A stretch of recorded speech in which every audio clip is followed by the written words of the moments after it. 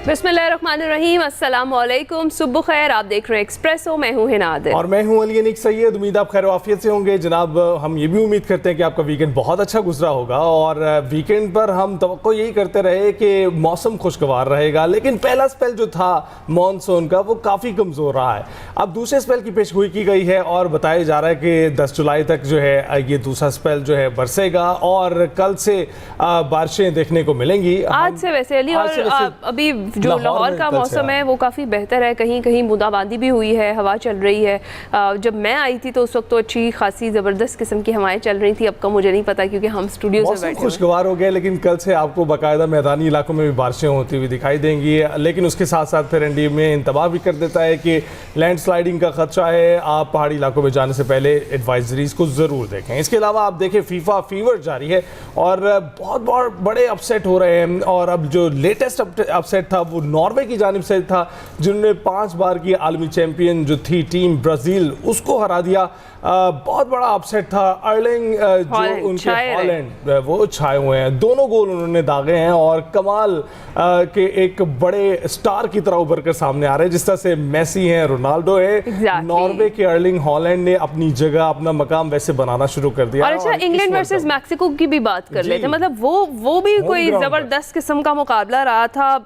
5 गोल 70 minute के अंदर अंदर, 2 penalties, 1 red card, 4 yellow card. मतलब हो क्या रहा है इस बार फीफा वर्ल्ड कप में, कुछ समझ में नहीं आ रहा। सारी मिथ्स टूट रही हैं। बिल्कुल मिथ्स टूट रही हैं और जो इनके शौकीन अफराद हैं उनके लिए तो ज़बरदस्त मैचेस हैं। फूड फॉर थॉट उनके लिए ये है कि उनके अलावा जो पहले एक लेगेसी आती रही है सामने, जो इनके प्लेयर सामने आते रहे हैं, उनके अलावा भी अब कुछ प्लेयर उभर कर सामने आ रहे हैं। वैसे लास्ट जो हमारा वर्ल्ड कप था 2022 में मेरा ख्याल है जो कतर में खेला गया था, उसमें जो एक बड़ा प्लेयर सामने आया था वो एम्बापे था।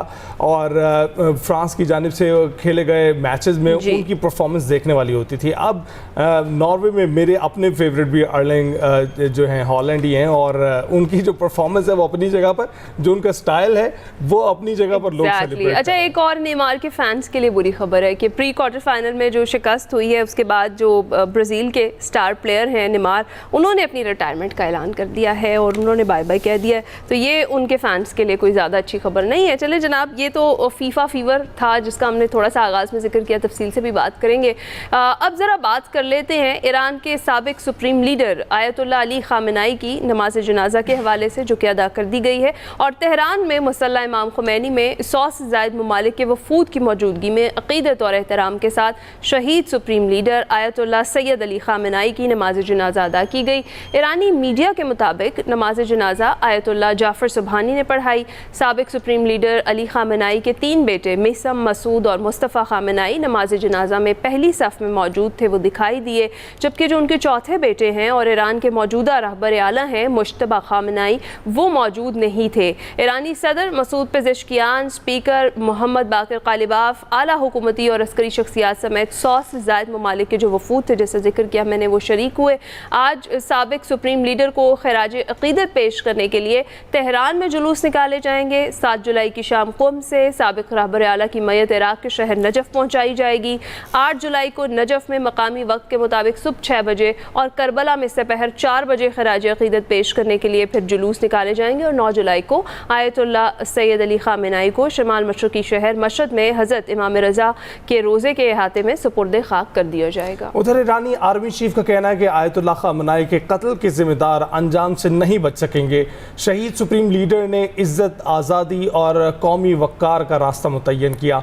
मुसल्लह अफ़वाज मुश्तबा ख़ामेनी की क़यादत में फ़राइज़ अंजाम देती रहेंगी। दूसरी जानिब एग्जॉस्ट को इंटरव्यू में ट्रंप ने ईरान के सुप्रीम लीडर आयतुल्लाह ख़ामेनी की आखिरी रसूमात में आवाम की बड़ी तादाद पर हैरत का इजहार किया। उन्होंने कहा है कि वो समझते थे कि ईरानी आवाम ख़ामेनी से नफरत करते हैं, अगर चाहते तो जनाजे में मौजूद तमाम अफराद को निशाना बना सकते थे, लेकिन ऐसा नहीं किया क्योंकि फिर मुज़ाकरात के लिए कोई फरीक बाकी ना रहता। ट्रंप ने एक और इंटरव्यू में बताया कि इसराइली वज़ीर आज़म नेतन्याहू ने वाइट हाउस से मुलाकात की दरख्वास्त की है। हम दोनों के ताल्लुकात बेहतरीन हैं और नेतन्याहू जानते हैं कि बॉस कौन है। इसराइली वज़ीर आज़म से अच्छे ताल्लुकात हैं। इस पर हम बात करेंगे और बात करने के लिए हमारे साथ मौजूद हैं air marshal retired Saeed Mohammad Khan साहब, साबिक सफ़ीर हैं, दिफाई तजज़ियाकार हैं। बहुत बहुत शुक्रिया सईद साहब हमें ज्वाइन करने के लिए। कैसे आप? Bismillahirrahmanirrahim. Ali and Hina, thank you very much for inviting me again to your program.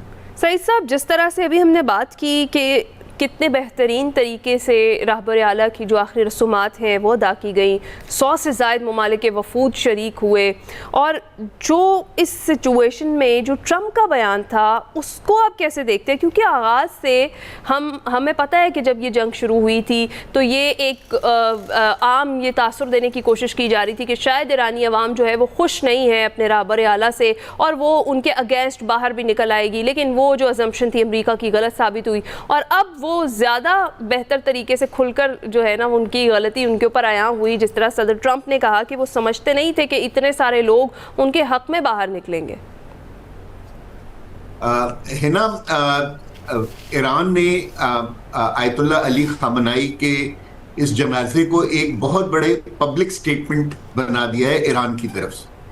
जो सबसे बड़ी स्टेटमेंट उन्होंने इस जनाजे के थ्रू वो दुनिया को देना चाह रहे हैं वो ये है कि ये बताना चाह रहे हैं कि ये जो रजीम है इज़ अ पॉपुलर रजीम, और ये जो रजीम चेंज के बारे में वेस्टर्न थिंकिंग थी कि जी कि ये अनपॉपुलर रजीम है, लोगों को उसने सप्रेस किया हुआ है और अगर वेस्ट इंटरवीन करेगा तो लोग उनके खिलाफ खड़े हो जाएंगे, तो उन्होंने through all this media spectacled दुनिया को ये बताया है कि ये रजीम जो है एक पॉपुलर रजीम। दूसरा, उन्होंने जो रीजनल प्लेयर्स हैं जितने हैं, जिसमें इजराइल, गल्फ कंट्रीज और अमेरिका शामिल हैं, उनको ये स्टेटमेंट दी है कि गल्फ के अंदर अगर कोई पावर है जो रीजनल स्टेबलाइजर के तौर पे काम कर सकता है तो वो ईरान है और इजराइल हरगिज नहीं। सो ईरान ने बहुत सेंसिबली और बहुत इंटेलिजेंटली क्या कहते हैं इस जनाजे को इस्तेमाल किया है अपनी नेशनल प्रेस्टीज को दुनिया में बढ़ाने के लिए। बिल्कुल। जहां तक प्रेसिडेंट ट्रंप की स्टेटमेंट की बात है ना, आई थिंक ये जो है ना एक कन्फेशन ऑफ गिल्ट उनकी तरफ से है कि जिसमें उन्होंने इस चीज को माना है कि इजराइल ने उनको गलत बातें बताई थी। उनको ये बताया गया था कि जी कि इट्स अ वेरी अनपॉपुलर रजीम और अगर वो इजराइल के साथ मिलके अटैक करेंगे तो with in 3 to 4 days regime को उल्टा दिया जाएगा and president Donald Trump will emerge as the hero in this area. अब उनको एहसास हो गया है। सो ऑल्दो कि हम समझते हैं कि क्या कहते हैं कि उन्होंने मासूमियत में इस तरह की कोई स्टेटमेंट दी है, लेकिन मैं इसको एक कन्फेशन ऑफ गिल्ट समझता हूँ, क्योंकि अब ये जो जनाजे की जो पिक्चर्स हैं फ्यूचर डिसीजन मेकिंग में हमेशा अमेरिकन प्लानर्स को डिस्टर्ब करेंगे। बिल्कुल ऐसा ही है। अच्छा खान साहब, वैसे जो बयानात वो दे रहे हैं, जिस किस्म के फैसले कर रहे हैं, is he making America great again, जो मैंडेट वो लेकर आए थे? और दूसरी बात ये कि कन्फेशन ऑफ गिल्ट अपनी जगह पर, ये जो कन्फेशन ऑफ सबमिशन है नेतन्याहू की मुलाकात के हवाले से बताते हुए कि वो जानते हैं कि हु इज़ द बॉस, ये इस कन्फेशन को कैसे समझेंगे आप? अली, बेसिकली अमेरिका जो है ना वो as the sole super power of the world, internal pressures तो हैं ही है जो हम आपके प्रोग्राम में कई मतलब डिस्कस कर चुके हैं, लेकिन जो एक्सटर्नल प्रेशर्स है ना वो भी बहुत ज़्यादा है। और ख़ास तौर पे लेबनान में जिस तरह इजराइल बिहेव कर रहा है और ये जो मुआहदा है जो आप कहेंगे MOU हुआ है बिटवीन ईरान एंड अमेरिका, उसकी पहला पॉइंट ही यही था कि क्या कहते हैं कि जितनी जंगें हैं हर इलाके में बिटवीन अमेरिकन बैक फोर्सेस और ईरान, वो सारी रुक जाएंगी। लेकिन इजराइल इस पॉइंट ऑफ व्यू को बिल्कुल नहीं मान रहा और वो अपनी एक्सपेंशनिस्ट डिजाइन्स के ऊपर चलता जा रहा है, जिसकी वजह से अमेरिका जो है वो बहुत ज़्यादा उसको सुबकी हो रही है, ख़ासतौर पर उसके जो हलीफ हैं गल्फ में। देखिए, इस जनाजे के ऊपर हमने देखा कि आधी कंट्रीज जो हैं जो गल्फ की हैं और जिनके पोर्ट्स पर्शियन गल्फ और गल्फ ऑफ ओमान में खुलते हैं, they have broken away from the western point of view और उन्होंने जनाजे में शिरकत की, इररिस्पेक्टिव के उनका डेलीगेशन कितना सीनियर था, लेकिन सिर्फ उनकी प्रेजेंस जो है showed that they realise the ground situation और उनको अंदाजा है कि इस इलाके में अब ईरान के बगैर रहना बड़ा मुश्किल है। और इसीलिए आप देख रहे हैं कि आपने सऊदी अरेबिया, कतर और ओमान के डेलीगेशंस को देखा, और जो डेलीगेशंस नहीं आए हैं, लोग समझ रहे हैं कि फ्यूचर में उनका इस इलाके में असर कम से कम होता चला जाएगा, क्योंकि इजराइल का असर कम से कम होता जा रहा है। मेरे ख्याल में जो है प्रेसिडेंट ट्रंप को इस चीज का बहुत ज्यादा एहसास है अली, और मेरा ख्याल है वो ये समझाएंगे प्राइम मिनिस्टर नेतन्याहू के ये पीस डील हो जाने दें, and let's wait for another day, अगर उन्होंने अपने कोई मकासद ईरान के खिलाफ राइट। अच्छा, सर आपने पीस डील का जिक्र किया, और अपडेट्स यही हैं कि जो अगला दौर है वो रहबर आला की तदफीन के बाद मुज़ाकरात का जो अगला दौर है वो शुरू होगा, और ये भी कहा जा रहा है कि अमेरिका से ये जो मुज़ाकरात है ये करने से कबल जो ईरानी वफ़द है या जो ईरानी वज़ीर दाखिला है वो पाकिस्तान पहले आएंगे, और जो ज़राए हैं वो यही बता रहे हैं कि ईरान जो है वो ज़्यादा ट्रस्ट करता है इस्लामाबाद को, ख़ास तौर पर कि किसी और जगह पर अगर मुज़ाकरात होने हैं तो इस्लामाबाद को ज़्यादा फोकस किया जाता है। आपको लगता है कि जो इस्लामाबाद MOU है जिस पर ऑलरेडी साइन हो चुके हैं, इसके अगला दौर जो है वो इस्लामाबाद में यानी पाकिस्तान में होने का इम्कान है? है ना, देखिए जो टॉक्स होंगी ना वो दो लेवल्स पर होंगी, एक टेक्निकल एक्सपर्ट्स के लेवल पर होगी और एक पॉलिटिकल लीडरशिप के बीच। राइट। अगर टेक्निकल एक्सपर्ट्स, क्योंकि इस वक्त जो सबसे बड़ा इशू है ईरान के पॉइंट ऑफ व्यू से, वो पैसे हैं जो कतर में फ्रोजन हैं, उनके अपने पैसे हैं, कोई $12 बिलियन के करीब, उसका रोड मैप तैयार होना है। ओके, ठीक है। अगर वो वाली टॉक्स, टेक्निकल एक्सपर्ट्स की टॉक कतर में हो जाती हैं, तो मेरा ख्याल है कि ईरान कतर जाने में कोई मुज़ायका फील नहीं करेगा।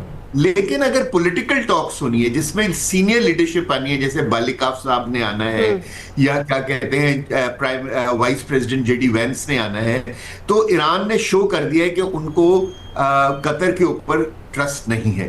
अगर आपको याद हो कि हमास की लीडरशिप के ऊपर भी इजराइल ने कतर के अंदर अटैक किया। और सर अभी भी तो खबरें यही हैं, अमेरिकी अखबार ये दावा कर रहा है कि जो इजराइल है वो टारगेट करना चाह रहा था जो ईरानी मुज़ाकरातकार हैं, जब वो इस्लामाबाद आए थे, जब वो पाकिस्तान आए थे, तब वो अटैक करना चाहता था, लेकिन ये सारी सिचुएशन उस तरह से बनी जब पाकिस्तान ने सारी सिक्योरिटी प्रोवाइड की ईरानी लीडरशिप को। जी हिना, आप सही फरमा रही हैं। देखिए, पाकिस्तान के अंदर अटैक करने की ना इजराइल की हिम्मत नहीं है, क्योंकि उसको पता है कि पाकिस्तान की इतनी कैपेबिलिटी है कि अगले 10 मिनट के बाद इजराइल के अंदर ना तबाही फैली हुई हो। वो एक्चुअली इस डेलीगेशन को हिट करना चाह रहे थे कि जब पाकिस्तानी जहाज जो हैं वो उनको ईरानियन बॉर्डर के ऊपर उतार देंगे, यानी कि छोड़ देंगे, तो उस जहाज ने ईरानियन एयर स्पेस के अंदर कुछ यानी कि कोई 45 मिनट के करीब ट्रेवल करना था तेहरान पहुंचने के। ओके, ठीक है ना। और वो चाह रहे थे कि क्योंकि ईरान के पास इस वक्त कोई एयरफोर्स नहीं है, और इजराइल और American they have complete air security on the Iranian air space, तो वो चाह रहे थे कि उधर हिट करें। और इसीलिए अगर आप देखें कि जब पाकिस्तान से ये डेलीगेशन गया तो उन्होंने हंगामी लैंडिंग की बजाय तेहरान के मशहद में, और फिर ये सारी लीडरशिप जो है बाय रोड या बाय ट्रेन ये इन्होंने ट्रेवल किया टू तेहरान। ये जो है ना इजराइल की तरफ से एक बहुत बड़ा खतरा मौजूद है और रहेगा, क्योंकि हिना जैसे जैसे पीस टॉक सक्सेसफुल होगी, इजराइल का असरो रसूख इस इलाके में जो उन्होंने 1973 के बाद से गल्फ कंट्रीज के अंदर बनाया था, वो दिन ब दिन कमजोर होता चला जाएगा। इजराइल का इन्फ्लुएंस मिलिटरीली कमजोर हो रहा है, और अमेरिका का influence as a sole super power of the world weak हो रहा है। देखिए, जब उनके secretary of state Marco Rubio आए थे, तो उन्होंने अब जो वॉल स्ट्रीट जर्नल है उसने खुद ये खबर बताया, लीक आउट की है कि उन्होंने सब गल्फ कंट्रीज को कहा था कि ठीक है आप ईरान के जनाजे में शामिल नहीं होंगे। लेकिन देखिए, आधी से ज्यादा गल्फ कंट्रीज जो हैं उन्होंने उनकी इस बात को नहीं माना। ठीक है ना। तो अगर इसका मतलब ये हुआ कि जो अमेरिकन जो भी पॉइंट ऑफ व्यू है, जो पिछले 5-6 डेकेड से उन्होंने गल्फ के अंदर लोगों को बताया हुआ है, अब आहिस्ता आहिस्ता गल्फ लीडरशिप जो है वो जाग रही है, अपने आप को वेस्टर्न इन्फ्लुएंस से दूर कर रही है, और जो रीजनल प्लेयर्स हैं उनके साथ अच्छे ताल्लुकात बिल्कुल बनाने खान साहब आप बिल्कुल ठीक कह रहे हैं, जो रीअलाइनमेंट्स हैं वो तो वाज़ेह ही हैं। बहुत बहुत शुक्रिया हमसे गुफ्तगू करने के लिए। और जैसा कि सईद मोहम्मद खान साहब भी बता रहे थे कि वफूद फिर भी गए हैं अपने हमसाया मुल्क में अकीदत का इजहार करने के लिए।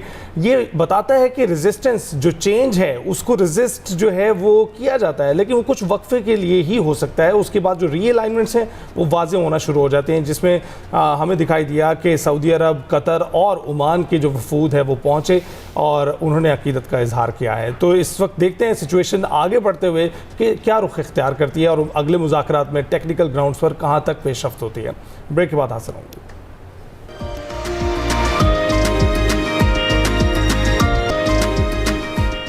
वेलकम बैक टू एक्सप्रेसो जी। अब कुछ जिक्र कर लेते हैं लॉर्ड्स में खेले गए फाइनल की। इसमें ऑस्ट्रेलिया ने टॉस जीतकर इंग्लैंड को बैटिंग की दावत दी और पहले बैटिंग करते हुए मेज़बान इंग्लैंड ने मुकर्ररा 20 ओवर्स में 4 विकेटों के नुकसान पर 150 रन बनाए। इंग्लैंड की जानिब से कप्तान नेड बर्न्ट ने जिम्मेदाराना बैटिंग करते हुए 52 गेंदों पर नाकाबिले शिकस्त 58 रन स्कोर किए। अच्छा, फरिया कैंप ने आखिर में तेज़ रफ्तार बैटिंग करते हुए 28 गेंदों पर नाकाबिले शिकस्त 44 रन बनाए, जिनमें 4 चौके और 1 छक्का शामिल था। ऑस्ट्रेलिया की जानिब से किम गार्थ, लूसी हैमिल्टन, सूफी और एनाबेल ने एक विकेट हासिल की और ऑस्ट्रेलिया ने 151 रन का हदफ 3 विकेटों के नुकसान पर 17.1 ओवर्स में हासिल कर लिया। ऑस्ट्रेलिया की जानिब से बेथ मूनी ने शानदार नेस्ट सेंचुरी स्कोर की और उन्होंने 49 गेंदों पर 64 रन बनाए, जबकि फीबी लिचफील्ड ने 35 गेंदों पर 48 रन बनाए हैं। इस फतह के साथ ऑस्ट्रेलिया 7वीं बार विमेंस T20 वर्ल्ड कप का फाते बन गया है। आप देखें ऑस्ट्रेलियन टीम जहां पर मेंस टीम जो है मुसलसल वर्ल्ड कप जीतती आई है, वहीं पर अब ये विमेन टीम ने भी ये नया रिकॉर्ड अपने नाम कर लिया है। ब्रेक के बाद आसान होंगे।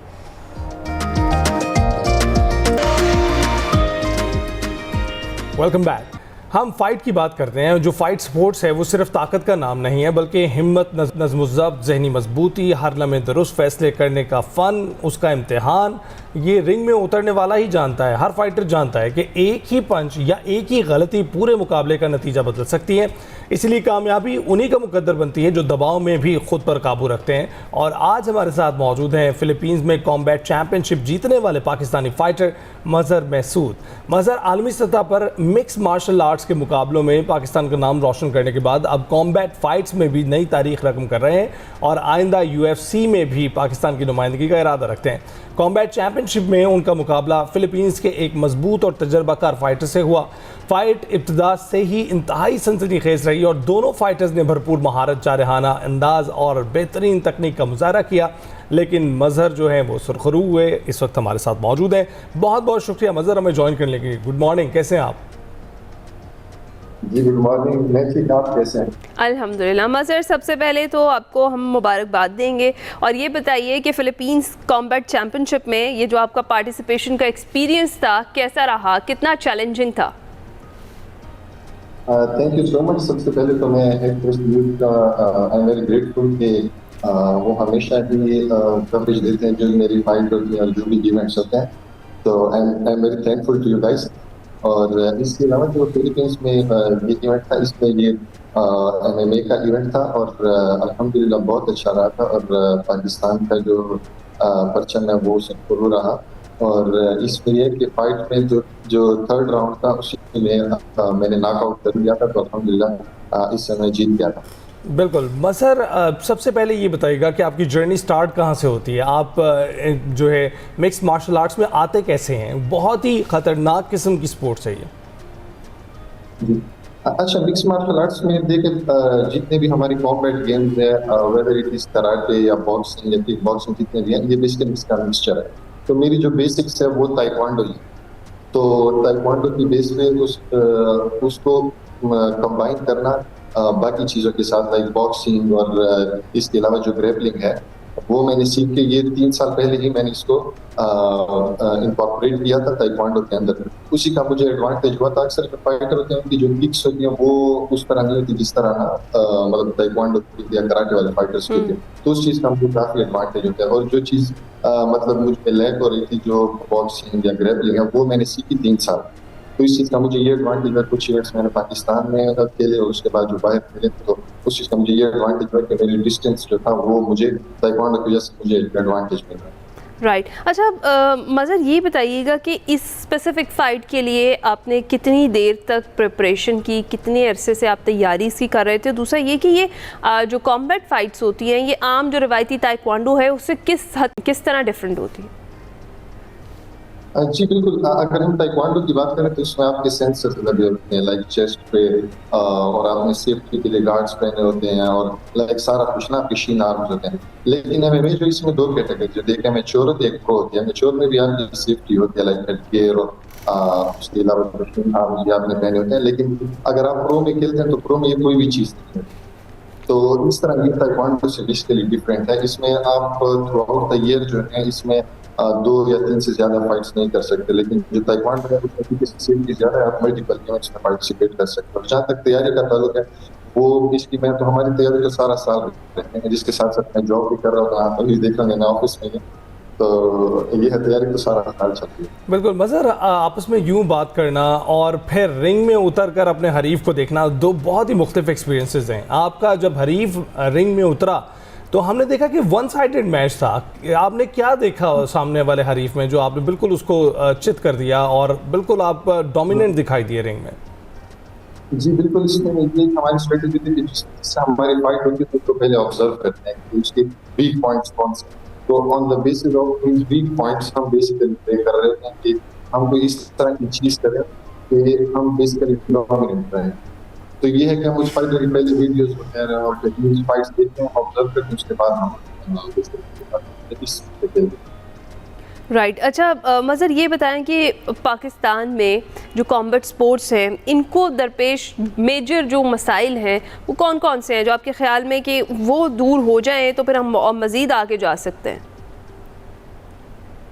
जी, तो अब माशाल्लाह जो है पाकिस्तान में भी कॉम्बैट स्पोर्ट्स काफी हद तक ग्रो कर रही है, लेकिन सबसे पहले मसला तो ये है कि फंड्स का मसला है। जिस तरह अब हमारे क्रिकेट का प्रोजेक्ट है या बाकी गेम्स है, इस तरह हमारे कॉम्बैट गेम्स में उस तरह सपोर्ट नहीं है जिस तरह होनी चाहिए। अब जहाँ तक मेरी बात है तो अल्हम्दुलिल्लाह जो मेरी कंपनी है टर्लुन मल्टीनेशनल कंपनी, हमारे सीईओ हैं नरीफ फाजिल साहब, काफी हद तक सपोर्ट करते हैं हर चीज में। इसके अलावा जो पाकिस्तान आर्मी है, हमारे कमांडर अहमद बुखारी साहब वो काफी सपोर्ट करते हैं। तो हमारे लिए भी इसमें इश्यूज काफी हैं, जिस तरह फंड्स के इश्यूज हो गए, घर वाले उस तरह सपोर्ट नहीं करते कि यार दुख जाओगे, इंजरी हो जाएगी, इस तरह की गेम्स ना खेलें, चाहे क्रिकेट खेलें, क्योंकि उनमें तो सेफ्टी ज्यादा होता है। तो इस तरह के इश्यूज होते हैं। लेकिन सबसे बड़ा जो मसला है वो मैं समझूंगा कि फंड्स का मसला है ना, क्योंकि इसमें तो आपको पता है कि हमारी डाइट का इशू, इसके अलावा हमें प्रैक्टिस की सपोर्ट चाहिए, मल्टीपल चीजें जो हमें रिक्वायर्ड है। Mazhar, we wish you best of luck. आप यूएफसी में भी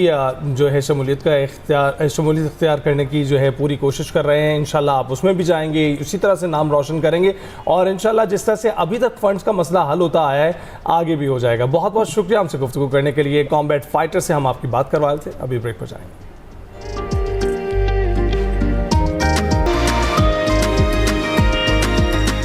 वेलकम बैक टू एक्सप्रेसो। जी ज़रा क्रिकेट की बात कर लेते हैं। दौरा इंग्लैंड और वेस्ट इंडीज़ के लिए कौमी टेस्ट स्क्वाड का ऐलान कर दिया गया है और क़यादत की जिम्मेदारियां एक बार फिर बैटर बाबर आजम को सौंप दी गई हैं। गद्दाफी स्टेडियम लाहौर में आकिब जावेद, मिसबाउल हक और असद शफीक ने प्रेस कॉन्फ्रेंस में नए कप्तान और टीम का ऐलान कर दिया। वेस्ट इंडीज़ के लिए 16 और दौरा इंग्लैंड के लिए 17 रुकनी जो टीम है वो मुंतखब की गई है। खिलाड़ियों में बाबर आजम, आमिर जमाल, अब्दुल्ला फजल, अली उस्मान, अजलान अवैस, इमामुल हक, खुरम शहजाद और मोहम्मद अब्बास शामिल हैं। मोहम्मद अली, अवैस जफ़र, गाजी गौरी, साजिद खान, सलमान अली आगा, शान मसूद और उबैद शाह भी स्क्वाड का हिस्सा हैं। साउथ शकील फिटनेस में बेहतरी के बाद इंग्लैंड के खिलाफ 3 टेस्ट मैचेस के लिए दस्तियाब होंगे। आकिब जावेद के मुताबिक हमारा काम टीम बनाना है, परफॉर्मेंस देना खिलाड़ियों का काम है। और दूसरी जानिब मिसबाउल हक का भी यही कहना था कि इस टीम को बेहतर परफॉर्म करना चाहिए। इस पर हमने बात करनी है। बात करने के लिए सलीम खालिक साहब हमारे साथ मौजूद हैं, स्पोर्ट्स के तजज़ियेकार हैं। सलीम भाई बहुत बहुत शुक्रिया हमें ज्वाइन करने के लिए। Good morning. सबसे पहले ये बताइएगा कि आपने देखा है कि बाबर आजम को एक बार फिर से कप्तान बना दिया गया है और हमने इससे पहले देखा शान मसूद की क़यादत में कितने टेस्ट मैचेस हम हारे हैं। उससे पहले हमने दीगर कप्तानों के साथ क्या कुछ होता रहा है टेस्ट क्रिकेट में पाकिस्तान की, वो भी हमने देखा है। बाबर आजम को लेकर आप क्या सोचते हैं? देखिए, शान मसूद को जो हटाया गया है वो फैसला बिल्कुल ठीक है, क्योंकि वो पाकिस्तानी क्रिकेट हिस्ट्री के सेकंड सबसे नाकाम कप्तान है आफ्टर मिसबाउल हक। और मिसबा के मैच ज्यादा थे, इनके तो मैच भी बहुत कम है। तो वो तो इतना अरसा रह गए कैप्टन, इस पे भी हैरत होती है। हर सीरीज के बाद यही लगता था वो बाहर हो जाएंगे हारने के बाद, लेकिन बच जाते थे। खैर अब एक इसीलिए ने ये फैसला बिल्कुल दुरुस्त किया, यहाँ तक मैं एग्री करता हूँ। लेकिन जो बाबर आजम को दोबारा कैप्टन बनाया ना, ये फैसला ठीक नहीं लगता। वो ट्राइड एंड टेस्टेड है, तीसरी बार कैप्टन बने, हर बार उनको निकाला जाता है और फिर वो एक्सेप्ट भी कर लेते हैं, इसमें उनका भी कसूर है। क्योंकि हमारे मेन प्लेयर हैं बाबर आजम, उनकी जो फॉर्म है 2022 में उन्होंने आखिरी टेस्ट सेंचुरी बनाई थी, आप अंदाजा लगा लें। और जब से वो कैप्टनसी के चक्कर में पड़े, आपस में उनके अपने दोस्तों से लड़ाइयाँ हुई, उनकी परफॉर्मेंस का ग्राफ नीचे आ गया। अगर हम देखें उनकी आखिरी जो टेस्ट परफॉर्मेंस है 4-5 साल में, तो 450 है उनकी, यानी एक साल में 150। अब नजर आ रहा था कि उनकी फॉर्म कुछ वापस आ रही है कि दोबारा वो कैप्टनसी के चक्कर में पड़ गए। तो ये बाबर के लिए भी गलत है। अच्छा। और पाकिस्तान टीम को भी इसका कोई इतना फायदा होता। तो सलीम खालिद साहब, फिर किसको देखते हैं आप, किस में इतना कैलिबर है जिसको फिर कप्तान नॉमिनेट किया जाता है या बनाया जाता है? जिस तरह अगर बाबर आजम को एक बार फिर से आजमाया जा रहा है, अगर बाबर नहीं तो फिर कौन? हाँ, ये एक अच्छा सवाल है। इसी वजह से शान मसूद इतने अरसे तक रुक गए कि ऑप्शंस नहीं थे पीसीबी के पास। शाहीन शाह अफरीदी को इन्होंने पहले ही बता दिया था, जो हमने स्टोरी भी दी थी कि आप शामिल नहीं है टेस्ट प्लान्स में हमारे। इंटरेस्टिंग बात ये, उनको कहा फर्स्ट क्लास क्रिकेट नहीं खेलते इसलिए हमारे आप टेस्ट प्लान में शामिल नहीं है। बाबर फर्स्ट क्लास क्रिकेट नहीं खेलते, उनको कहते हैं हम आपको कप्तान बना रहे हैं। तो खैर, एक सलमान अली आगा का ऑप्शन था, T20 में वो परफॉर्म नहीं कर पाए, लेकिन उनको चेक किया जा सकता था। टेस्ट में सऊद शकील की परफॉर्मेंस थोड़ी इफेक्ट हुई, उनकी अपनी जो फॉर्म है वो इतनी अच्छी नहीं रही, तो वो इस वजह से वो रह गए। अगर वो बांग्लादेश में थोड़ा परफॉर्म कर जाते तो हो सकता है वो कैप्टन बन जाते। रिजवान का चूंकि अब एंड चल रहा है कैरियर का, शायद इसलिए पीसीबी नहीं गया। तो कुछ ऐसा सोचते वो, कोई पीसीबी का काम था कि कोई ना कोई ऐसा ऑप्शन देखते जिसको पहले आपने टेस्ट क्रिकेट में नहीं आजमाया, बजाय ये कि आपने बाबर के ऊपर सारा प्रेशर एक बार फिर डाल दिया और उसके बाद खुदा ना खास्ता का नतीजे अच्छे नहीं रहे वेस्ट इंडीज में और इंग्लैंड में, तो क्या फिर उनको निकाल देंगे? ये भी तो सोचने की बात है। यहाँ पे फिर प्रेशर पड़ेगा, फिर कोई कुर्बानी का बकरा चाहिए होगा, तो फिर कोई कैप्टन ही सबसे आसान होता है ना। ऐसा ही है। तो सबसे गलत जो अजीब जो चीज मुझे समझ में नहीं आती कि बाबर क्यों बार बार जो उनके साथ होता है फिर दोबारा क्यों बन जाते हैं कैप्टन। ये वो अपने साथ भी जुल्म करते हैं। अभी आपकी सारी एनर्जीज जो हैं वो अपनी परफॉर्मेंस की बजाय फिर पूरी टीम की क़यादत में लगना शुरू हो जाती हैं। आप बिल्कुल ठीक कर रहे हैं बात, लेकिन ये भी तो बताएं कि हमारे जो कप्तान हैं, जिससे अभी गुज़िश्ता कप्तान शान मसूद रहे हैं, जब ये कप्तानी से हटा दिए जाते हैं तो टीम में मिसफिट से लगना शुरू हो जाते हैं। अगर हम परफॉर्मेंस देखें पिछले 2-3 साल की, तो हमारे जो टॉप 3 बैटर्स हैं वो हैं मोहम्मद रिजवान, शान मसूद और सलमान अली आगा। और शान ने 1000 से ज्यादा रन बनाए हैं, तो शान की एज अ प्लेयर परफॉर्मेंस ठीक है, उनकी जगह रह सकती है टीम में। और शान एक है भी ऐसे इंसान जो बेजरर से इंसान है, जो पॉलिटिक्स, लड़ाई झगड़े, इन सब चीजों में से दूर भी रहते हैं, तो वो एज अ प्लेयर फिट हो जाएंगे। लेकिन उन्होंने एज अ कैप्टन भी बहुत कोशिश की, नो डाउट रिजल्ट अच्छे नहीं है, लेकिन कोशिश उन्होंने बड़ी की। लेकिन उनको सपोर्ट वैसी मिली नहीं, क्योंकि certain group of players Pakistan team का जो था, उसने जो उनको सपोर्ट देनी चाहिए थी वो नहीं दी। और वो लोनली कभी कभी हमें नजर आते थे फील्ड में भी, वैसे भी। हालांकि कोशिश बड़ी करते थे कि प्लेयर्स को खाने पे भी अपने साथ लेके जा रहे हैं, उनके साथ मिक्सअप होने की कोशिश करते थे, लेकिन एक डिस्टेंस सा रहा। अच्छा। ज्यादा दूर नहीं जाते। आप बांग्लादेश के टेस्ट याद करें, जब वो रिव्यू लेना होता था, वो सबके पास जा जाके पूछते रहते, हाँ यार तुम बताओ तुम बताओ तुम बताओ तुम बताओ। इवन विकेट कीपर भी उनको नहीं बता रहा होता था कि क्या कर। तो ऐसे कैप्टन को फिर रखने का फायदा नहीं था। अच्छा। ये ठीक डिसीजन है, उनको हटा दिया। ठीक है, उनको हटाने का ठीक है। अच्छा, अगर हम if I am not wrong, Salim Khalid साहब करेक्ट कीजिएगा, 20 में से कुछ 10 टेस्ट जो हैं वो जीते हैं बाबर ने और 10 हारे हैं। चले इस बेस पे भी अगर ये डिसीजन हुआ है तो देख लेते हैं इसको। लेकिन ये जो ग्रुपिंग वाला मामला है जिसका आपने जिक्र किया, ये बड़ा ख़राब कर देता है परफॉर्मेंस को। तो जब बाबर कप्तान होते हैं तो ये मामला बहुत ज़्यादा हो जाता है और इसी तरह होता है कि ग्रुप्स बन जाते हैं। आगे भी अब यही एक्सपेक्ट करें या सबक सीख लिया होगा बाबर आजम ने माजी से? आई डोंट थिंक सो, क्योंकि देखें पहले भी ना जो पीसीबी के जो पिछली पीसीबी थी, उसके जो लोग थे उन्होंने यही चीज नोट की थी कि पाकिस्तान टीम में ग्रुपिंग बहुत ज्यादा हो गई है और प्लेयर्स जो हैं वो डोमिनेट करने लगे हैं, सेंट्रल कॉन्ट्रैक्ट है या कुछ और हो, अपनी वो ना डिक्टेशन देने लगे थे बोर्ड को। हाँ। नए प्लेयर्स का दाखला तकरीबन बंद हो गया था टीम में। यही सब देखते हुए फिर जो आपस के जो 3-4 पक्के बड़े सीनियर दोस्त थे उनको आपस में लड़वा दिया था कप्तानी के चक्कर में, डिवाइड एंड रूल वाला। इसमें बोर्ड के कुछ ऑफिशियल्स शामिल थे। इस चीज का पाकिस्तान क्रिकेट को नुकसान भी हुआ, लेकिन जो दोस्त थे वो फिर आपस में फिर उनकी ताल्लुकात खराब हो गए सबके, और अब साथ बैठते हैं, खाने भी खाते होंगे, लेकिन दिल में जो एक चोट लगी थी उसका असर तो फिर जाता नहीं है, बरकरार रहेगा। तो अब देखते हैं कि कितना सबक लिया है इन्होंने, बाबर ने, रिजवान ने, ये क्या करते हैं। लेकिन एक जो एक लेबल लगा हुआ है वो रहेगी। फिर ये जो प्लेयर्स हैं बहुत सारे हमारे, जैसे बाबर हैं, रिजवान है और कुछ और है, एक ही ग्रुप है जिनको मैनेज करता है, उसी के जेरे साया ये लोग हैं, तो उसी के प्लेयर्स पर डोमिनेट करने लगते हैं। अब रिजवान तो हमें दिखाई नहीं दे रहे, कुछ ग्रुप के ऐसे अफराद अब गैर फाल से दिखाई दे रहे हैं जिसकी वजह से ग्रुप भी लगता है उतना मुतहरिक या उतना असरअंदाज नहीं हो सकेगा। अच्छा, ये भी बताएं कि अब जो स्क्वाड जो डिसाइड किया है इसमें आपको कौन से चेहरे ऐसे दिखाई देते हैं जो परफॉर्मेंस करते आ रहे हैं, आगे करेंगे भी, और कौन से ऐसे नए चेहरे हैं जिनको शामिल किया गया है और एक्सपेक्टेशन उनसे है? देखिए, जो 2 नए प्लेयर हैं जो पिछली सीरीज में भी थे, उन्होंने अच्छा परफॉर्म किया था, चाहे वो अब्दुल्ला फजल और दानो, डेब्यू में उन्होंने अच्छी इनिंग्स खेली थी, बाद में वो ऐसा कर नहीं पाए थे, उनसे मुझे उम्मीदें हैं। लेकिन ये जो कंडीशंस है ना, ये बिल्कुल डिफरेंट है, क्योंकि वेस्ट इंडीज में अभी वैसे तो सुना था फास्ट पिचेस हो रही है, लेकिन जो अभी सीरीज चल रही है उनकी श्रीलंका के साथ, उसमें श्रीलंका के प्लेयर्स ने स्कोर किया है। उनके एक प्लेयर हैं ओडाना, ऐसे कोई नाम है उनका, वो तो 170-180 रन की इनिंग खेल चुके हैं।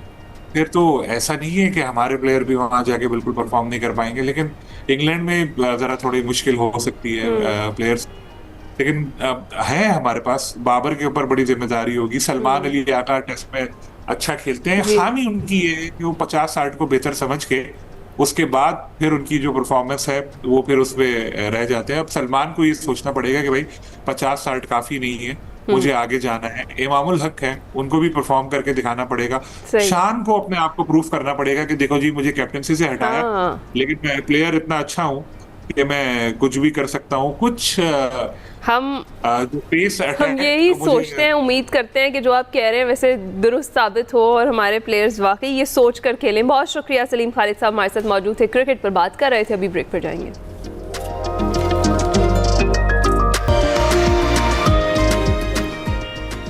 प्रोग्राम के दूसरे हिस्से में खुशामदीद। इस घंटे में भी शेयर करने के लिए बहुत कुछ है। टॉप ऑफ द आवर शामिल करेंगे अपना सेगमेंट माइंड मैटर्स, जिसमें बात हो रही है मनशियात से बच्चों को इब्तिदा ही से कैसे बचाया जा सकता है।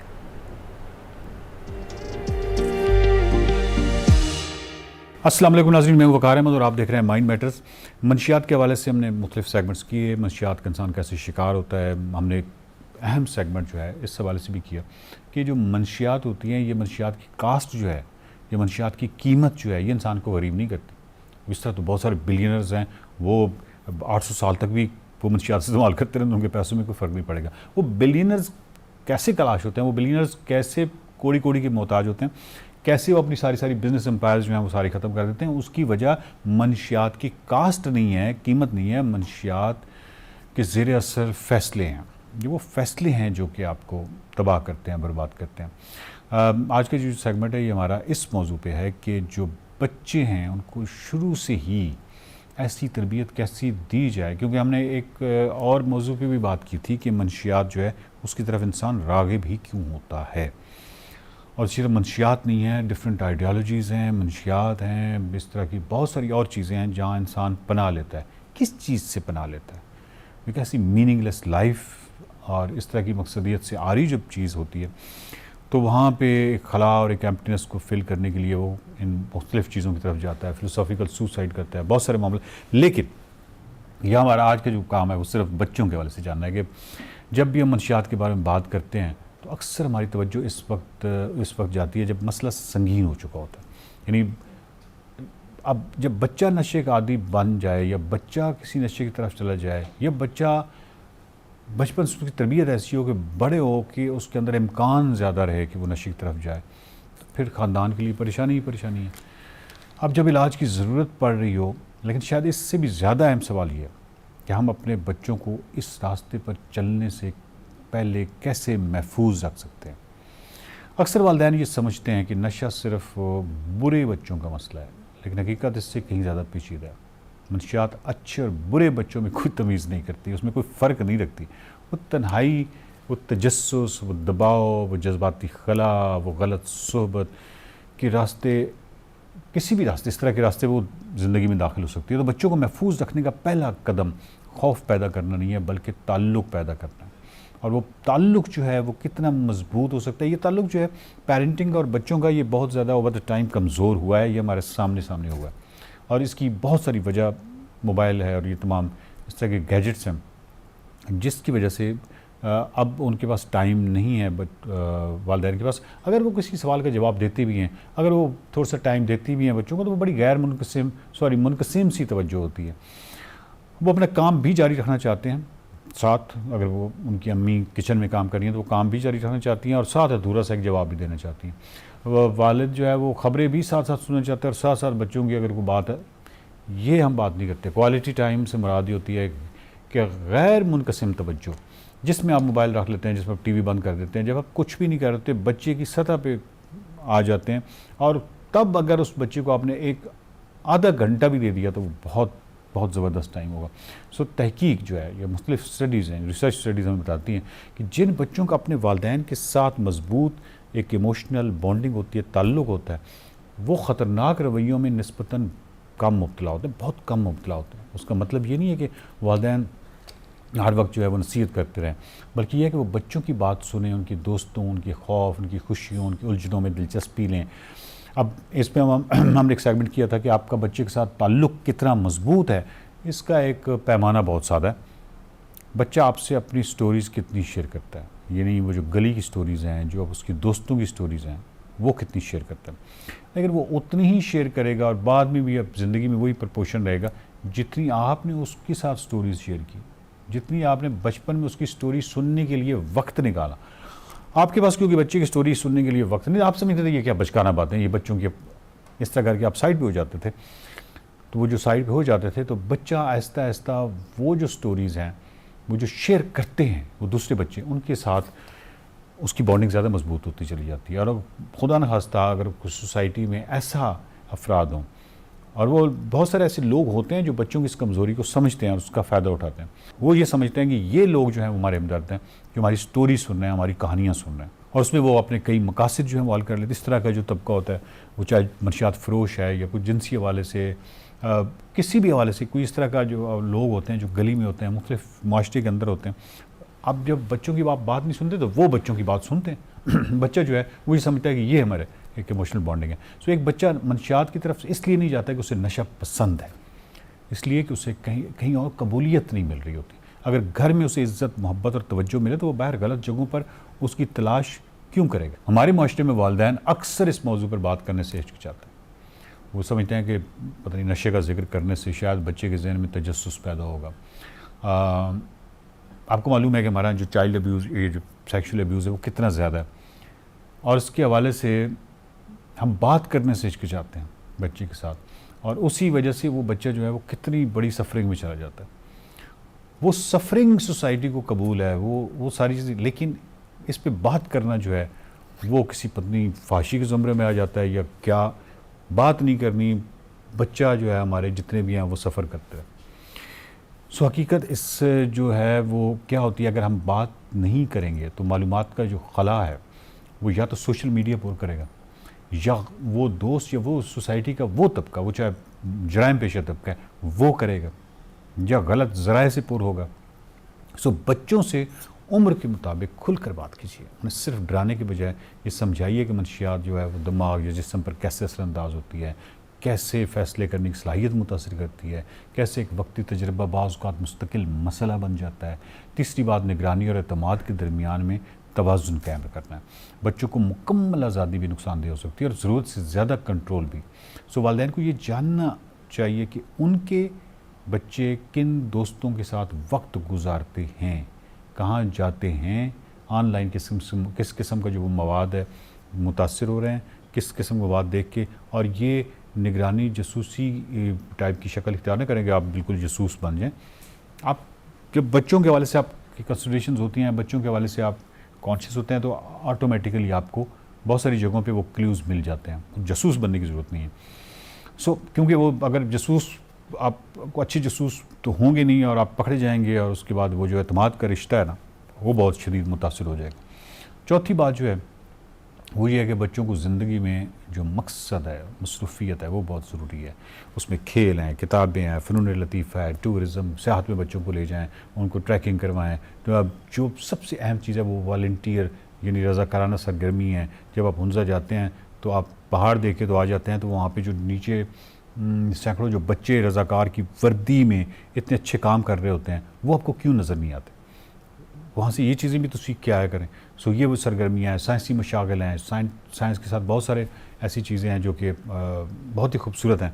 आप सेहतमंद दोस्तियाँ हैं, बच्चों को एक जो मस्बत शनाख्त है वो आपने कैसे फ़राहम करनी है, वो इस तरीके से ही फ़राहम करनी है। तो एक ऐसा बच्चा जिसके ख्वाब हों, दिलचस्पियाँ हों, लॉन्ग टर्म सोच हो, मुस्तकबिल के बारे में उम्मीद हो, वो कभी तबाहकुन रास्तों में नहीं जाएगा, वो ज़्यादा महफूज रहेगा। पाँचवीं बात एक ये भी है कि बच्चों की ज़हनी सेहत पर भी तवज्जो देना है। यानी अगर बच्चा गैर मामूली किसी उदासी का, इज़्तिराब का, तन्हाई का, अकेला बैठा हुआ है, इस तरह का है, या कोई इस तरह की तब्दीली आप नोट करते हैं, तो उसे सिर्फ ये मत किया करें कि ये ज़िद्द है या ये बिगड़ना है।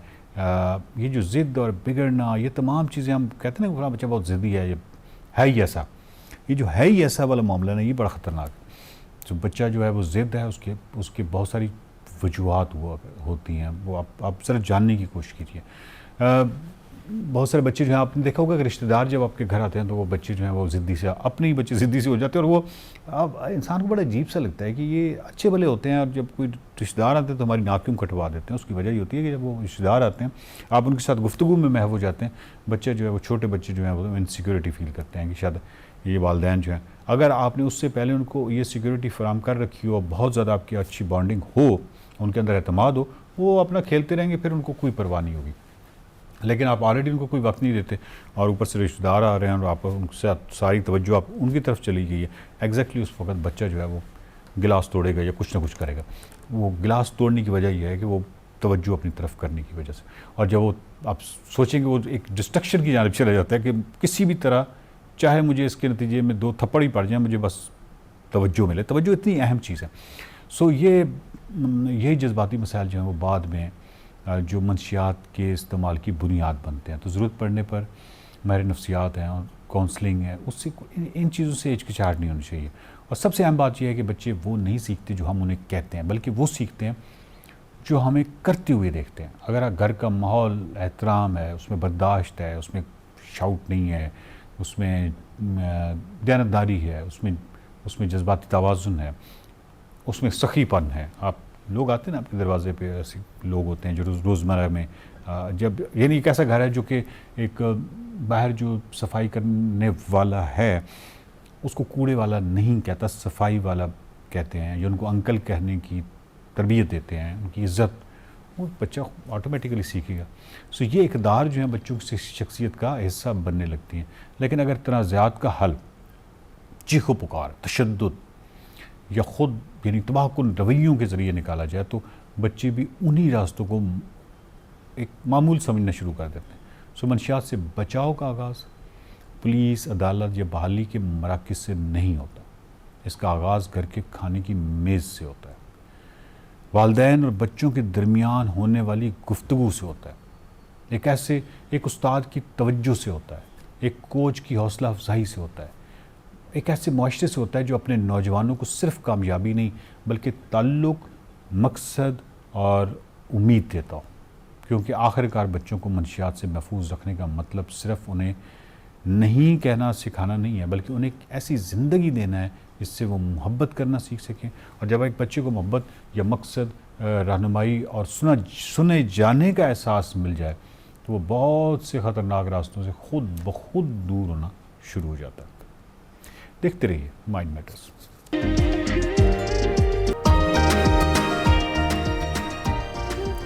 Welcome back. गुज़िश्ता हफ्ते की बात करते हैं। आप जानते हैं कि लाहौर से एक खबर आई जिसमें हमने देखा कि 2 गैर मुल्की ख़वातीन को बाजियाब कराया गया, जिसमें गैर मुल्की ख़वातीन को अगवा करने के इल्ज़ाम में 4 मुलजिमान को गिरफ्तार कर लिया गया है। और इसमें पुलिस राय के मुताबिक मुलजिम रज़ा डार और दोनों गैर मुल्की ख़वातीन सिंगापुर में कारोबार में शिराकतदार थे। ख़वातीन ने मज़ीद रकम इन्वेस्ट करने का मुतालबा किया तो मुलजिम ने वीज़े लगवा कर उन्हें पाकिस्तान बुलवा लिया। मुलजिम ने ख़वातीन से अपने दोस्तों के साथ मिलकर ज़्यादती की। गुज़िश्ता रोज़ लाहौर के deputy inspector general operations Faisal Kamran ने कहा है कि गैर मुल्की ख़वातीन का बयान मौजूद है कि पंजाब पुलिस ने उनको बाजियाब करवाया। सोशल मीडिया पर चलने वाले ये दावे दुरुस्त नहीं कि गैर मुल्की ख़वातीन खुद बाहर आई हैं। एक घर पर छापे में फैमिली ने बताया ये नायब वज़ीर आज़म के रिश्तेदार हैं। गैर मुल्की ख़वातीन के साथ ज़्यादती का केस CCD का नहीं बनता है। इस पर हमने बात करनी है और बात करने के लिए हमारे साथ मौजूद हैं इकरा लियाकत, नुमाइंदा लाहौर है हमारी। बहुत शुक्रिया इकरा हमें ज्वाइन करने के लिए। बताइएगा कि अपडेट क्या है इस हवाले से। जी बिल्कुल अनेक, हम बात करते हैं इस केस के बैकग्राउंड की कि ये केस शुरू कहाँ से होता है। 26 जून को जो है 2 गैर मुल्की ख़वातीन, एक का ताल्लुक जो है वो हॉलैंड से है, एक का वेनेजुएला से है, दोनों जो है इस्लामाबाद में लैंड करती हैं। और रज़ा डार नामी जो मुलजिम है उसकी सफ़ेद रंग की गाड़ी में वो इस्लामाबाद एयरपोर्ट से उन्हें पिक करते हैं और उसके बाद जो है उन्हें एक बड़े निजी होटल में ठहराया जाता है। वहाँ पर उन्हें खाना खिलाया पिलाया जाता है, उसके बाद जो है घुमाया फिराया जाता है और उन पर ट्रस्ट डेवलप किया जाता है कि यहाँ पर पाकिस्तान में बहुत सारे लोग ऐसे हैं जो कि गैर मुल्की करेंसी में सरमायाकारी करना चाहते हैं, तो आप जो है उसके बाद जो एक बाकायदा मीटिंग सेट की जाती है और उसमें हसन नामी जो उनके दोस्त है $15 लाख की सरमायाकारी का उन्हें झांसा देते हैं कि हम जी सरमायाकारी करेंगे। असल मसला ये था कि रज़ा नामी जो मुलजिम है उनकी और ये 2 गैर मुल्की ख़वातीन जो थी स्टीफनी और इसकी जो दोस्त थी, इन दोनों की मुलाकात सिंगापुर में हुई थी और इन दोनों ने बाद में अपने कॉन्टैक्ट शेयर किए और बातचीत होती रही। तो रज़ा डार ने जो है $5 लाख इन्वेस्ट किए थे गैर मुल्की करेंसी में। तो पहले तो 1-2 महीने इनके जो है वो इनको प्रॉफिट मिलता रहा, बाद में प्रॉफिट आना बंद हो गया क्योंकि कुछ मशर के वसा की जंग की वजह से जो है सूरत हाल ख़राब हो गई। कभी गुफ्तगू हो रही थी टेलीफोन पर, कभी रब्ता नहीं हो रहा था। अभी चूँकि हालात नॉर्मल हुए तो उन्हें जो है मजीद इन्वेस्टमेंट की यहाँ पर झांसा दिया गया और पाकिस्तान बुलाया गया और उसके बाद उनको मरी भी ले जाया गया और वापसी की टिकट जो है लाहौर से करवाई गई और उन्हें जो है वो लाहौर लाया गया। और जो गैर मुल्की खातून स्टीफनी थी उसने एक अच्छा काम ये किया कि उसने जो सफ़ेद रंग की गाड़ी थी रज़ा डार नामे की, उसकी फ़ोटो खींची और अपने वालिद कार्लो को जो है वो भिजवा दी कि ये वाली गाड़ी जो है हमें रिसीव करने के लिए आई है और इसी गाड़ी पर हम लाहौर जा रहे हैं। तो लाहौर से जब लाहौर पे लेके आते हैं तो डिफेंस के इलाके में उन्हें एक घर में रखा जाता है और उन्हें खिलाया पिलाया जाता है। उन्हें कहा जाता है कि जी कि आप कपड़े तब्दील कर रहे हैं, शाम को सालगिरह है, हम सालगिरह पर जाएंगे। तो वहाँ पर जाकर जो उन्हें हब से भेजा और ज्यादती का निशाना बनाया जाता है और वहाँ पर उन्हें जो है डराया धमकाया जाता है। ठीक है इकरा, देखते हैं एक मजीद क्या अपडेट सामने आती है। आपका बहुत शुक्रिया इकरा लियाकत, अपडेट कर रही थी। अभी आपको बराह रास्त ये चलते हैं, governor state bank Jameel Ahmad इस वक्त तकरीब से खिताब कर रहे हैं।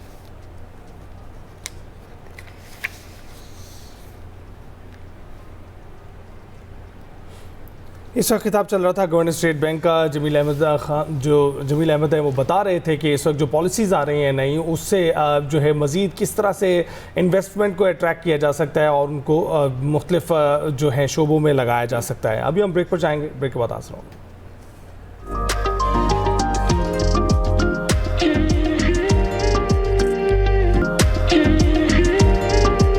Welcome back to Expresso ji. Again एक बार फिर से बात करते हैं फीफा फुटबॉल वर्ल्ड कप 2026 के प्री क्वार्टर फाइनल मैचेस की, जिसमें नॉर्वे ने 5 बार की आलमी चैंपियन ब्राज़ील को शिकस्त देकर इवेंट से बाहर कर दिया और क्वार्टर फाइनल में जगह बना ली है। न्यू जर्सी में खेले गए मैच में नॉर्वे ने ब्राज़ील को 1 के मुकाबले में 2 गोल से हरा दिया।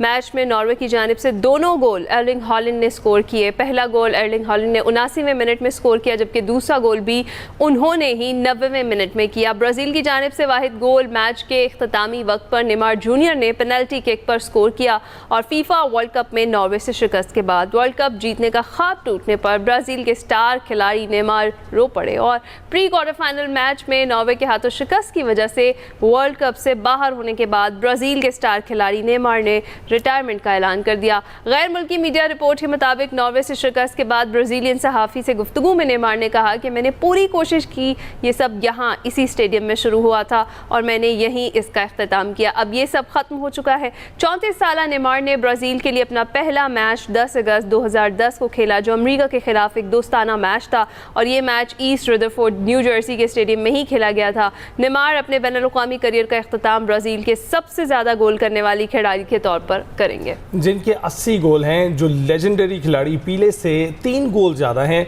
उधर इंग्लैंड ने मेक्सिको को शिकस्त देकर क्वार्टर फाइनल में जगह बना ली है और इंग्लैंड ने मेक्सिको को 3-2 से शिकस्त दी है। उनकी जगह अब क्वार्टर फाइनल में पक्की है। नॉर्वे का मुकाबला इंग्लैंड से होगा। इस पर हमने बात करनी है। बात करने के लिए सैयद मोहम्मद अवैस हमारे साथ मौजूद हैं, स्पोर्ट्स के तजज़ियाकार हैं। अवैस, बहुत बहुत शुक्रिया हमें ज्वाइन करने के लिए। गुड मॉर्निंग, कैसे आप? अल्लाह का शुक्र, आप सुनाए ठीक है? अस्सलाम वालेकुम आप दोनों को। बिल्कुल ठीक ठाक। अच्छा, ये बताइएगा कि कितना बड़ा अपसेट था नॉर्वे का इस तरह से ब्राज़ील को हराना, और नेमार तो बिल्कुल दिलबर्दाश्ता हो गए इसके बाद। हम तो उस दिन में भी मजाक ऑफिस में कर रहे थे सारा साल, क्योंकि हम लोग पूरे साल के अंदर एक दफ़ा तो हम नॉर्वे जाते हैं, नॉर्वे कप खेलेंगे, आधे नॉर्वेजियन हो गए, तो हम तो नॉर्वे को ही सपोर्ट कर रहे थे। लेकिन जब आप नॉर्वे का back to back track record की बात करते हैं ब्राज़ील के खिलाफ, तो नॉर्वे का बड़ा एक ज़बरदस्त ट्रैक रिकॉर्ड रहा हमेशा ब्राज़ील के खिलाफ जब भी वो खेला है। बहुत अरसे के बाद आपने नॉर्वे को देखा इस पोजीशन के लिए क्वालिफाई करते हुए। थोड़ा सा ब्राज़ील की अगर बात करें, आपको याद हो कि नेमार इससे पहले भी डाउटफुल थे इस वर्ल्ड कप के लिए। आपको याद, उनकी इंजरी का मसला चल रहा था, खबर आ रही थी कि शायद वो ना ब्राज़ील का हिस्सा हो सके। ब्राज़ील पहले ही मुश्किलात का शिकार थी। लेकिन सबसे बड़ा जो कल जो मुझे नहीं समझ आई कि पिंडोरा बॉक्स इस वक्त खुल चुका है, सब लोग बहस भी कर रहे हैं, वो ये है कि ब्राज़ील ने सिर्फ नेमार को आखिरी 20 मिनट खिलाया था। अगर शायद वो 90 मिनट खेलते तो शायद आपको मैच जो है वो थोड़ा डिफरेंट आपको सिनेरियो के नजर आता है। लेकिन नेवर नो, क्या अपना टीम की डिस्कशन थी, वो डगआउट जो है क्या उसकी डिस्टर्बेंस चल रही थी, अल्लाह बेहतर जानता है। लेकिन जो मामला इस वक्त नेमार ने जिस तरीके से मुझे पता है कि आके वो पेनल्टी को अपना लिया, भी स्कोर भी किया, फिर डेफिनेटली वो एक हार्ट ब्रेक भी होता है, क्योंकि 5 दफ़ा आप चैंपियंस हैं दुनिया के, बहुत ज़्यादा आपके पास तवक्को भी होती है, और आपको लोग रिसेम्बलेंस कहते हैं जब बड़े प्लेयर्स की बात करते हैं जो खेल चुके हैं ब्राज़ील के लिए, तो आपके अंदर एक होता है कि मैंने टीम को जिनसे लेके चलना है एक बड़े नॉकआउट स्टेज के लिए। लेकिन अनफॉर्चुनेटली वो नहीं हो सका। लेकिन कल एक बड़ी ज़बरदस्त चीज़ क्या रही क्वार्टर फाइनल्स की जंग के अंदर, के आपको ज़्यादा फिजिकल गेम नजर आई है, चाहे वो ब्राज़ील वर्सेस आप हॉलैंड की, अपना नॉर्वे की आप बात कर लें, चाहे इंग्लैंड वर्सेस मैक्सिको की आप बात कर लें, वो जो एक प्लेयर्स के अंदर फिजिकल गेम की जो अपीयरेंस थी वो आपको ज्यादा यहाँ पर नजर आई। अच्छा वैसे, और इस बार वर्ल्ड कप में हम देख रहे हैं कि बहुत सारी मिथ्स भी टूट रही हैं और बहुत सारे सरप्राइजेस भी मिल रहे हैं। आपने इंग्लैंड वर्सेस मैक्सिको का जिक्र किया, ये भी एक बड़ा एनर्जेटिक सा और बड़ा डिफरेंट सा मुकाबला था, जिसके अंदर जो 5 गोल्स हुए हैं वो 70 मिनट्स में हो गए, फिर 2 पेनल्टीज थी, 1 रेड, 4 येलो कार्ड्स थे, मतलब सारी सिचुएशन पलट गई। इसी तरह जो हम नॉर्वे का और ब्राज़ील का मुकाबला है उसका जिक्र कर रहे हैं, वो भी बड़ा मुख्तलिफ था, और फिर आगे जो नेमार का डिसीजन था वो भी, तो बहुत सारे सरप्राइजेस भी मिल रहे हैं। देखिए, इस वर्ल्ड कप की अगर आप बात करें तो मैंने पहले से जब ये वर्ल्ड कप स्टार्ट हुआ तो हमने एक बात की थी कि this is the most controversial world cup, क्योंकि आपको पता जितने इश्यूज हुए, चाहे वो ईरान की टीम को लेकर, क्योंकि उन बेचारों को इतना ज्यादा ड्रेसिंग रूम में टाइम भी नहीं मिलता था कि आपने वापस एक दूसरे मुल्क में शिफ्ट होना है, तो ये आसान नहीं होता किसी भी प्लेयर के लिए, क्योंकि जेट लैग होता है, बहुत सी चीजें उसके अंदर, फिटनेस के मामला भी नजर आते हैं। उसके बाद आप वीआर को लेके देख लें, क्रोएशिया वर्सेस जो मैच था पोर्चुगल का, वो बड़ा वीआर को लेके बहुत ज्यादा बहस हो रही है कि अगर वो वीआर वाला मामला ना होता तो वो एक गोल था जो कि ऑफसाइड दिया गया। तो बहुत सी चीजें सुकत इस चीज में बहस लगी। सॉरी चुका वैस, आप साथ ही रहिएगा। Welcome back. मौसम की बात इब्तिदा में की थी, जरा खुलकर बात करते हैं, हम एक्सपर्ट से जानते हैं कि क्या सूरत हाल रहेगी। नया सिस्टम आने वाला है और आज से पेशगोई की गई है कि वो दाखिल हो चुका है, कल से वो बरसेगा। तफसीलात जानते हैं। इरफान विर्क साहब, डायरेक्टर महकमा मौसमियात, हमारे साथ मौजूद हैं। बहुत बहुत शुक्रिया इरफान साहब हमें ज्वाइन करने के लिए। ये बताइएगा कि ये जो नया सिस्टम आया है, कब शिद्दत इसकी जो है महसूस की जा सकेगी? देखिए, ये आज रात से इफेक्टिव हो जाएगा और ये 7 और 8 जुलाई ये 2 दिन रहेगा। ख़ास तौर पे जो होगा 7 की तारीख होगी, इसमें जो है ना हम एक्सपेक्ट कर रहे हैं कि जो बलाई इलाके होंगे, जिनमें बलाई खैबर पख्तूनख्वा के इलाके, दीर, स्वात, कोहस्तान और इसके अलावा जो चित्राल के इलाके होंगे, पेशावर, स्वाबी, मर्दान के इलाके, इसके अलावा कोहाट और जो करक के इलाके होंगे, यहाँ पर भी बारिश है। जबकि अगर पंजाब की बात करें तो पंजाब में लाहौर, गुजरांवाला, नारोवाल, सियालकोट, गुजरात, मंडी बहाउद्दीन, इनमें भी जो है वो बारिश होगी। इसी दौरान में इस्लामाबाद, आज रात हम एक्सपेक्ट कर रहे हैं कि इस्लामाबाद, रावलपिंडी, खिता पठवार, यहाँ पर भी जो है बारिश है, जबकि कश्मीर के इलाकों में भी बारिश इसी पीरियड में हो जाएगी। गो कि ये 24 से 48 घंटे का वेदर होगा, लेकिन इसमें जो है बाज़ इलाकों में मूसलाधार बारिश भी हम एक्सपेक्ट कर रहे हैं। इरफान साहब, मैं यही पूछना चाह रही थी कि शिद्दत क्या होगी इस स्पेल की, क्योंकि पिछला जो स्पेल था वो स्ट्रॉन्ग नहीं था और उस तरीके की बारिशें नहीं हुई, तो इस बार स्पेल की कितनी शिद्दत है? देखिए, इसमें जो है अगले जो 24 से 48 घंटे हैं, अगर आपने पिछला स्पेल भी देखा हो तो मरी में जो है 72 मिलीमीटर बारिश हुई थी, उसमें वो भी जो है 1 और 2 को जो है ना वो ज्यादा इम्पैक्ट किया उसने। ये भी हम ये एक्सपेक्ट कर रहे हैं कि ये 24 से 48 घंटे अगले जो होंगे इसमें शिद्दत होगी, खास तौर पे आज रात और कल का जो दिन होगा। इसमें जो है मूसलाधार बारिश हम एक्सपेक्ट कर रहे हैं। इस मूसलाधार बारिश से जो अर्बन एरियाज होंगे, लाहौर में भी हम एक्सपेक्ट कर रहे हैं कि इसमें अच्छी बारिश हो जाएगी। इसके अलावा रावलपिंडी में भी अच्छी बारिश हो जाएगी और इसमें जो है ना थोड़ी सारी अर्बन फ्लडिंग, लोकल जो नशेबी इलाके होंगे वहाँ पर अर्बन फ्लडिंग होने का भी खदशा है। इरफान साहब, कराची की क्या सूरत हाल रहेगी? सिंध और बलूचिस्तान का भी बताइएगा। देखिए, अगर हम सिंध और बलूचिस्तान की बात करें तो सिंध में जो है वो अभी कोई ऐसा वेदर नहीं है बहुत ज्यादा इम्पैक्ट जो करे। ताहम इस ये वाला सिस्टम जैसे ही आगे आएगा आज रात में, तो कल 7 और 8 तारीख को हम एक्सपेक्ट कर रहे हैं कि जनूब मशरकी सिंध के जो इलाके हैं, जैसे ठट्ठा, बदीन, थरपारकर के इलाके, यहाँ पर हम एक्सपेक्ट कर रहे हैं कि यहाँ पर भी बारिश हो जाएगी। तो इसके अलावा बाकी जो सिंध के इलाके होंगे उसमें मौसम गर्म और मरतूब होगा। जब जो बलूचिस्तान का शुमाल मशरकी इलाका होगा, बारखान, योब और जाफराबाद, नसीराबाद और कोल्लू के इलाके, जलमक्सी के इलाके, ये वाले जो इलाके होंगे और डीजी खान का जो हिल टोरेंट्स होंगे, यहाँ पर भी हम एक्सपेक्ट कर रहे हैं बाद इलाकों में मूसलाधार बारिश है। राइट, बहुत शुक्रिया इरफान विर्क साहब हमारे साथ मौजूद थे और मौसम की क्या अपडेट रहने वाली है आइंदा चंद दिनों में वो आपके साथ शेयर कर रहे थे। इसी के साथ हम आपसे चाहेंगे इजाज़त, मुलाकात होगी कल। अपना ख्याल रखिएगा, फीडबैक ज़रूर दीजिएगा। अल्लाह हाफ़िज़।